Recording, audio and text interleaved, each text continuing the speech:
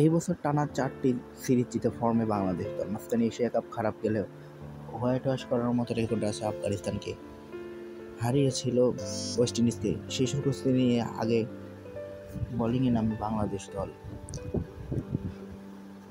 দুই opener Brandon king, Ali কাথান্ডে মিলে শুরু করেন তাণ্ডব। 8ম ওভারে রিশাদ ফেরান আলীকে।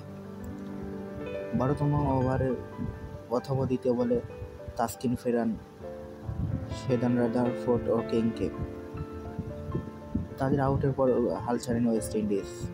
3 উইকেট হারিয়ে করেন 165 রান। অধিনায়ক সেই হোপ ও রহমান বল চলন ধ্বংসযোগ্য বাংলাদেশ বোলারদের উপর। শুরুতেই উইকেট হারে বাংলাদেশ। তানজিম তামিম ফিরে যান মাত্র 15 রান করে। টিকতে পারেন লিটন দাস, সাইফ হাসানেরাও। দুটোই আউট হয়ে যান তাহিদ হৃদয়, তানজিম সাকিব। তবে শেষ দিকে তানজিদ সাকিব ও নাসিম আহমেদের টর্নেডো বাঁচাতে পারেনি বাংলাদেশকে। 2 উইকেটে নাকিল হোসেন, 3 উইকেট নেন জেসন হোল্ডার।